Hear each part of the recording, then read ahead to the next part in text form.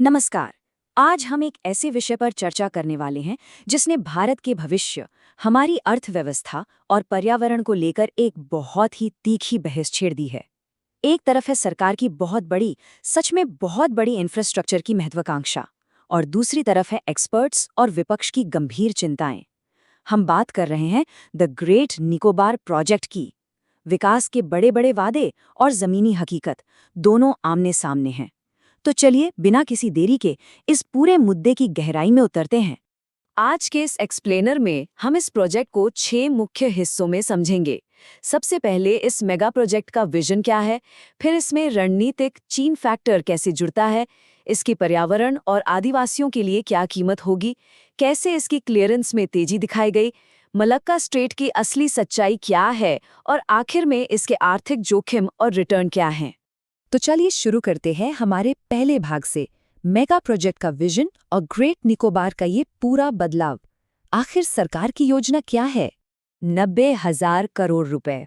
जरा सोचिए, ये कोई छोटी मोटी रकम नहीं है।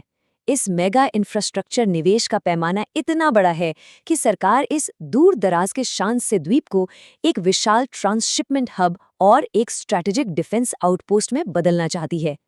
कुछ लोग तो इसे भारत का अपना हांगकांग या सिंगापुर भी कह रहे हैं। और सिर्फ पैसा ही नहीं, यहाँ की आबादी का ढांचा भी पूरी तरह से बदलने वाला है।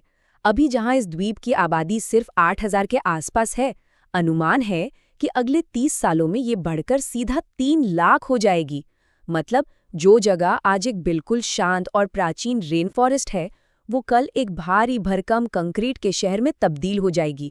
अगर हम इस प्रोजेक्ट के मुख्य हिस्सों की बात करें, जो लगभग 165 स्क्वायर किलोमीटर का एरिया कवर करेंगे, तो इसमें मुख्य तौर पर 4 चीजें शामिल हैं। पहला, गैलेथिया बे में एक बहुत बड़ा इंटरनेशनल कंटेनर टर्मिनल बनेगा। दूसरा, एक नया 24 घंटे चलने वाला ग्रीनफील्ड एयरपोर्ट, जो सिविलियंस और सेना दोनों के काम आएगा। तीसरा, इन सबको पावर देने के लिए गैस और सोलर पावर प्लांट। और चौथा, लाखों लोगों के रहने के लिए एक बहुत बड़ी टाउनशिप। इसे सरकार डुअल पर्पस यानी दोहरे उद्देश्य वाला प्रोजेक्ट बता रही है। अब आते हैं दूसरे हिस्से पर, रणनीतिक चीन फैक्टर, यहाँ की भूराजनीति और व्यापार। आखिर सरकार इस प्रोजेक्ट के लिए इतनी जोर शोर से क्यों लगी हुई है? देखिए, सरकार और डिफेंस एक्सपर्ट्स का मानना है कि ग्रेट निकोबार की लोकेशन असल में एक गेम चेंजर है। ये मलक्का स्ट्रेट के पश्चिमी गेट के बिल्कुल पास है। अब मलक्का स्ट्रेट क्यों जरूरी है? क्योंकि दुनिया के व्यापार का 40% और सबसे अहम बात, चीन के एनर्जी इंपोर्ट का लगभग 80% हिस्सा यहीं से होकर गुजरता है। तर्क यह है कि यहाँ भारत की मजबूत मौजूदगी से इंडो पैसिफिक रीजन में हमारी पकड़ तो मजबूत होगी ही, और अगर कभी जरूरत पड़ी तो चीन के रास्ते को चोक भी किया जा सकेगा।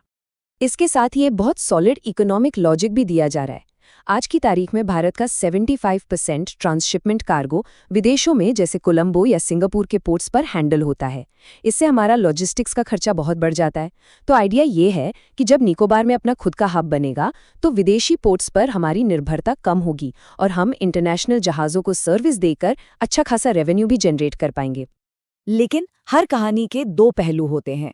तो अब बात करते हैं तीसरे हिस्से की, पर्यावरण और आदिवासियों को चुकानी पड़ने वाली कीमत और विपक्ष का नजरिया क्या है।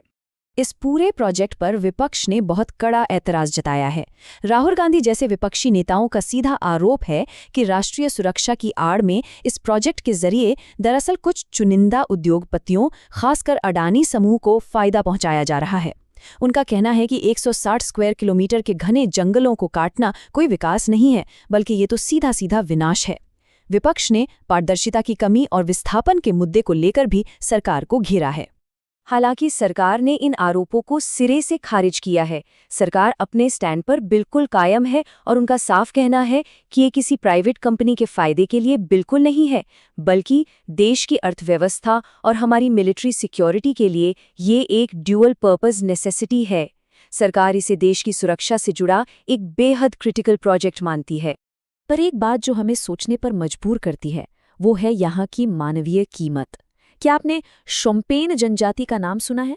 ये निकोबार में रहने वाला एक अत्यंत संवेदनशील जनजातीय समूह यानी पीवीटीजी है।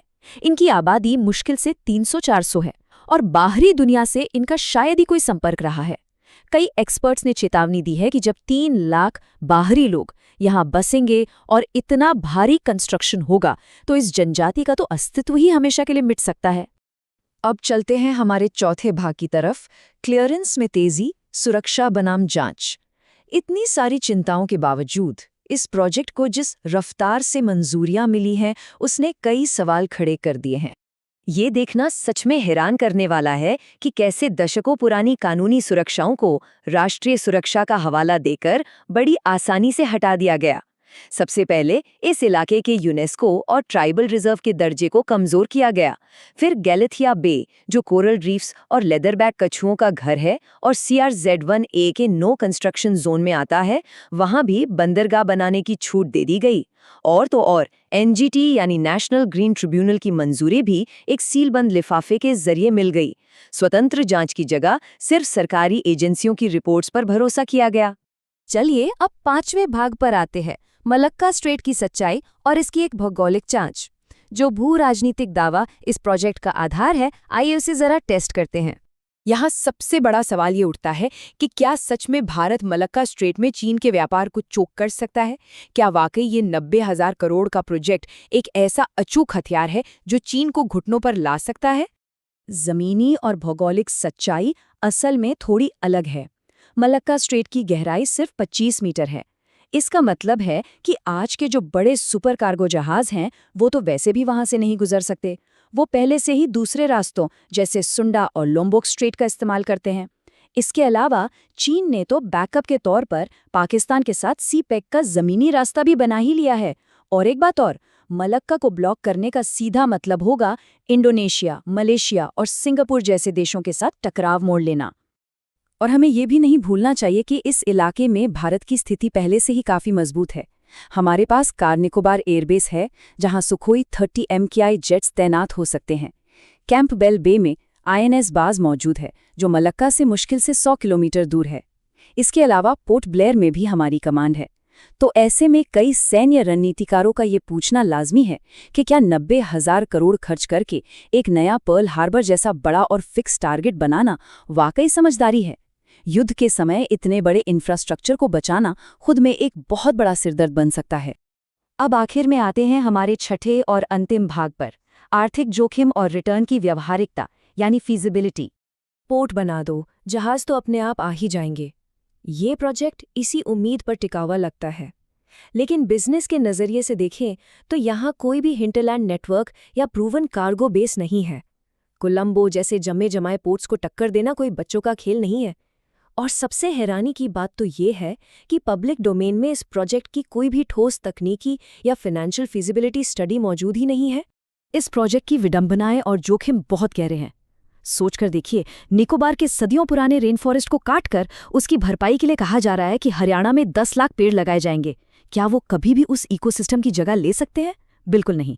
इसके अलावा इतनी भारी शुरुआती लागत और इंटरनेशनल शिपिंग ट्रैफिक की कोई गारंटी न होना, ये हमें उन खाली पड़े क्षेत्रीय हवाई अड्डों और अधूरे स्मार्ट शहरों की याद दिलाता है। और सबसे बड़ी बात, चीन के साथ हमारा $150 बिलियन का व्यापार जुड़ा है। ऐसे में बिना पूरी तैयारी के लिया गया ये कदम हमारी खुद की अर्थव्यवस्था के लिए बहुत भारी पड़ सकता है। तो अब सोचने वाली बात ये है, बिना किसी पुख्ता फीजिबिलिटी स्टडी के पर्यावरण और आदिवासियों की इतनी बड़ी कीमत चुकाकर क्या 90,000 करोड़ रुपए का ये कंटेनर पोर्ट सच में एक भू राजनीतिक प्रतिद्वंदी का मुकाबला करने का सही हथियार है, या फिर ये सिर्फ एक बहुत ही महंगा और खतरनाक दांव है? हम चाहेंगे कि आप इन तथ्यों पर विचार करें। इस एक्सप्लेनर में हमारे साथ जुड़ने के लिए धन्यवाद।